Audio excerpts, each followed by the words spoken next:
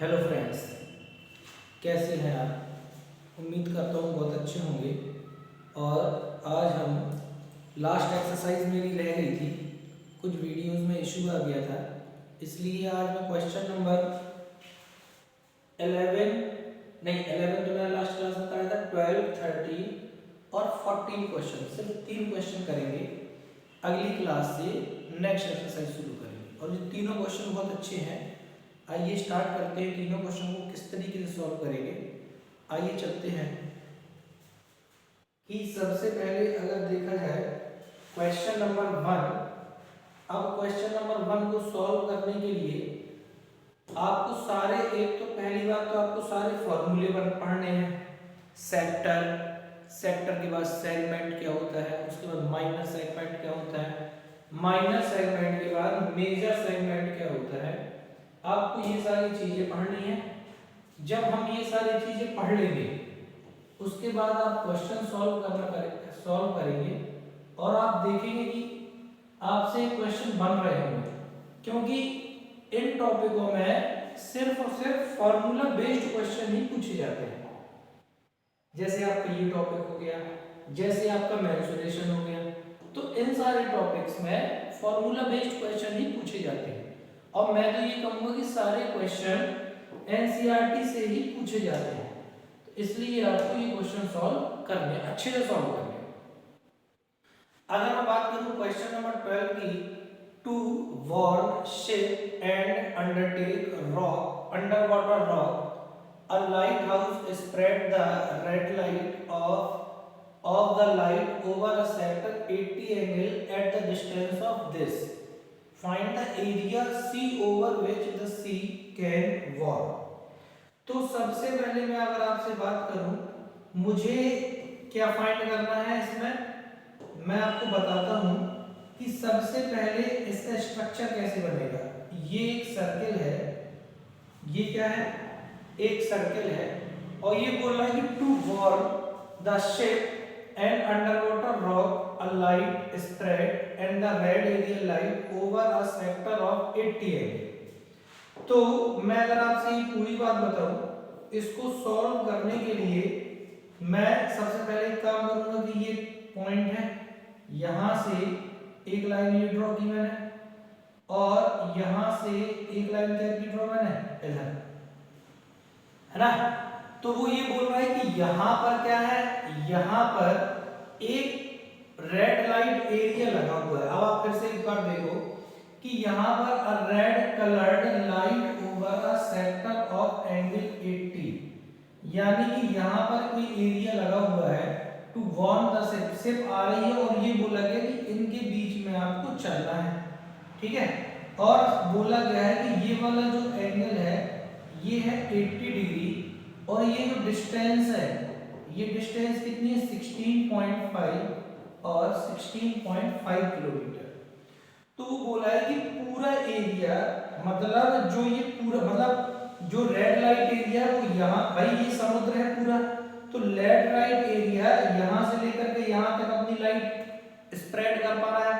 तो जब अपनी लाइट इतने में स्प्रेड कर पा रहा है तो वो इतना ही एरिया दिखा पाएगा, और जब इतना ही एरिया दिखा पाएगा तो उससे ये बोला गया है कि जब इतने एरिया दिखाएगा तो इसी एरिया का पता करो कि ये एरिया है कितना, है ना। तो सीधी सीधी बात है, हम कुछ नहीं जानते, हम तो सिर्फ एक ही बात जानते हैं, एरिया ऑफ सेक्टर। क्या जानते हैं? Area of sector. एक्चुअली क्या है कि ये पूरा सेक्टर बन रहा है, तो सेक्टर का area is equal to theta upon 360 into pi R square. Theta की वैल्यू 80 अपॉन 360 इनटू पाई की वैल्यू कितनी है, पाई की वैल्यू है 3.14 इनटू आर स्क्वायर, आर की वैल्यू कितनी है 16.5 इनटू 16.5। ये अब अगर मैं इससे इसको मिनिमाइज करूं और इससे 2 टाइम्स और इससे 9 टाइम्स मिनिमाइज करूं तो ये वाली बात ठीक है।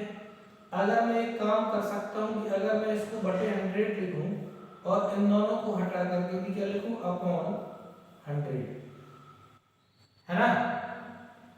तो फिर इसको अगर हम पूरे को सॉल्व करेंगे तो मेरा आंसर आएगा 189.9 किलोमीटर स्क्वायर।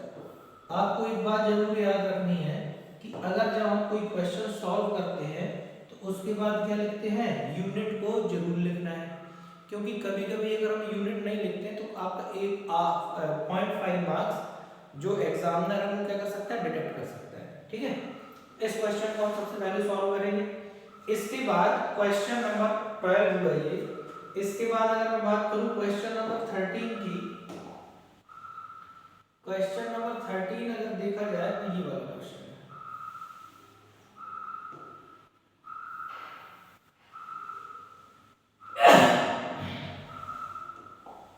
क्वेश्चन नंबर 13 अगर हम देखें तो वो ये बोला है, ये A round table is 6 equal design as shown in figure 11.1। तो ये 11.1 है, ये कितनी है, 11.1 है, ये अरे ये कितनी है, 11.1,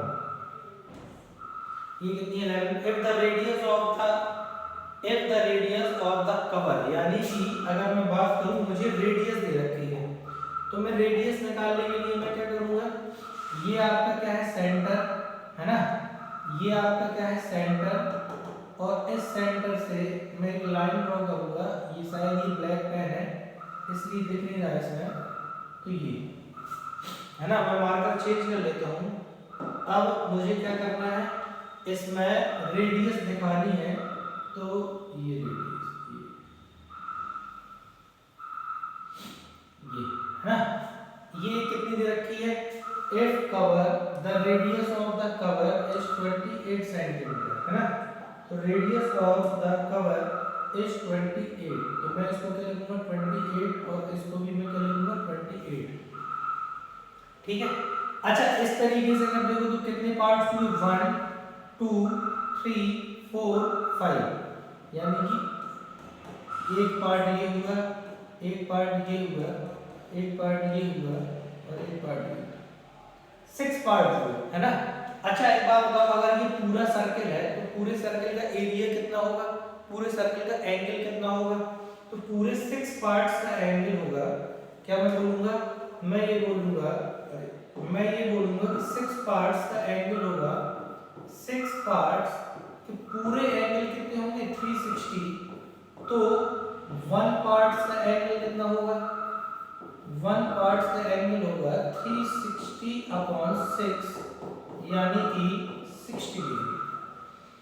अब बात करें 60 डिग्री, है ना, रेट दिस, हाँ बात करें 60 डिग्री की, तो मेरे पास ये वाला एंगल कितना आ गया, मेरे पास ये एंगल आ गया 60 डिग्री, कितना आ गया 60 डिग्री। अब मैं पूरे एंगल का, इसका पूरे का क्या निकालूंगा, एरिया, है ना, तो एरिया ऑफ सेक्टर मैं डायरेक्टली बोलूंगा कि एरिया ऑफ सेक्टर इज क्या, 60/360 इनटू पाई आर स्क्वायर, पाई क्या लिखेंगे, पाई इनटू आर, है ना। अच्छा मुझे क्या निकालना है, मुझे सिर्फ ये वाला पार्ट निकालना है। तो अगर मैं आपसे एक बात बोलूं कि अगर हम इस तरीके से ना करें और मैं इसको थोड़ा सा और अच्छे तरीके से बताऊं तो हम किस तरीके से सॉल्व करेंगे, मुझे ये वाला पार्ट निकालना है, find the cost of making design, मतलब ये वाला पार्ट इसका, है ना। तो अगर मैं पूरी बात करूं कि अगर मैं पूरा ये वाला एरिया निकाल के ये माइनस कर दूं, यानी कि एरिया ऑफ 1 माइनर सेगमेंट, मैं क्या निकालूंगा, area of 1 minor segment, area of 1 minor segment, area of 1 minor segment is equal to area of sector, area of sector, आप शायद फॉर्मूले आपको शायद सारे याद होंगे, माइनस एरिया ऑफ ट्रायंगल, है ना, एरिया ऑफ सेक्टर यानी कि 60/360 इनटू पाई, पाई की वैल्यू कितनी है, पाई की वैल्यू है पाई इनटू आर, आर की वैल्यू कितनी है 28 स्क्वायर, माइनस √3/4 इंटू ए स्क्वायर। ए स्क्वायर का मतलब कितना हो जाएगा 28 का स्क्वायर, है ना। तो ये हो गया। मैं इससे इसको मिनिमाइज कर सकता हूँ 6 टाइम्स। तो मेरा क्या आएगा, मैंने 28 का स्क्वायर कॉमन निकाला तो मेरा यहाँ पर रिमेनिंग कितना बचा 5/6 माइनस √3/4, है ना। ये पूरा एरिया बचा। अब ये एरिया ऑफ वन सेगमेंट है, तो मैं ये बोलूंगा कि area of all 6 minor segment. भाई हम जानते हैं कि अगर एक एरिया का सेगमेंट ये आया है तो सारे 6 एरिया के सेगमेंट कितने हो जाएंगे, सारे 6 एरिया के सेगमेंट हो सकते हैं क्या 28 स्क्वायर इंटू 6 π/6 माइनस √3/4। ये कहानी सारे सेगमेंट की, यानी कि अगर मैं बात करूं तो ये वाला पोर्शन, ये वाला पोर्शन और ये वाला पोर्शन और ये वाला और ये वाला और ये वाला, सारे पोर्शन का एरिया कितना हो गया ये। और इसमें एक रेट दे रखा है, तो पहले हम क्या करेंगे, इनको पूरे को सॉल्व करेंगे। अच्छा मेरे पास एक चीज दे रखी है √3 की वैल्यू लिखनी है 1.7, √3 की वैल्यू लिखनी है मुझे 1.7। तो मैं क्या बोलूंगा 28 स्क्वायर इंटू 6, है ना। तो मैं यहाँ पे क्या लिखूंगा π/6 माइनस 1.7/4। ये टोटल एरिया है ना। अब टोटल एरिया ये आया और उसका जो एक्सपेंडिचर है वो है 0.35 रुपए पर किलोमीटर। कितना है 0.35 रुपए पर किलोमीटर, ये वाली बात। तो जब इतना है तो फिर मैं क्या करूंगा, इसमें 0.35 और मल्टीप्लाई कर दूंगा 0.35 और 0.35 को हटा करके मैं अपॉन 100 करूंगा। और जब मैं तो इसको सॉल्व कर दूंगा तो हमारा क्या हो जाएगा, आंसर आ जाएगा, है ना। तो क्वेश्चन को इस तरीके से हमें क्या करना है, सॉल्व करना है। अब क्वेश्चन नंबर लास्ट बचा है जो आपका, वो और देखेंगे और वो मल्टीपल चॉइस क्वेश्चन है, तो वो बहुत आसान है। आगे देखते हैं लास्ट क्वेश्चन, इस एक्सरसाइज का लास्ट क्वेश्चन। अगली एक्सरसाइज कल से मैं स्टार्ट कराऊंगा आपको। ये take the correct area of the sector of angle P, है ना, ऑफ अ सर्किल। बहुत आसान क्वेश्चन है ये, तो सारी सही बन गया होगा। एरिया ही तो निकालना है मुझे, एरिया निकालेंगे तो एरिया क्या होता है θ/360 इंटू πr²। अब इसमें क्या दे रखा है कि एरिया एंगल कितना है आपका P, एंगल अगर P है तो थीटा की जगह क्या होगा P/360 into pi, small r की जगह क्या है कैपिटल R। तो मैं क्या बोल सकता हूँ, अच्छा एरिया बोल रहे हैं और कुछ, area of the sector of the angle P circle R। हाँ तो मैं क्या बोलूंगा, मैं ये बोल सकता हूँ कि अब देखो अगर मैं पूरे में ऊपर मल्टीप्लाई कर दूं 2 का डिवाइड कर दूं, तो अगर मैं 2 का मल्टीप्लाई 2 का डिवाइड करूं तो ये कितना हो जाएगा 2p अपॉन ये कितना हो जाएगा 720 इंटू πr², है ना। इसको मैं और मिनिमाइज करूं तो p अपॉन 720 इंटू 2πr², और ये क्या हो रहा है, मैच कर रहा है। तो आपका सही आंसर क्या हो जाएगा, ये, है ना। थोड़ा सा अच्छा क्वेश्चन, थोड़ा ध्यान से समझना है इसको, तो पूरा सब कुछ समझ आ जाएगा, ठीक है। बाकी नेक्स्ट क्लास में 11.1 की आपकी पूरी एक्सरसाइज हो गई है, सारे क्वेश्चन मैंने एक कराए एनसीईआरटी के, सारे क्वेश्चन की प्रैक्टिस करेंगे, ठीक है। और आगे की एक्सरसाइज मैं आपको नेक्स्ट वीडियो में प्रोवाइड करूंगा। जब तक के लिए थैंक यू, बाय बाय।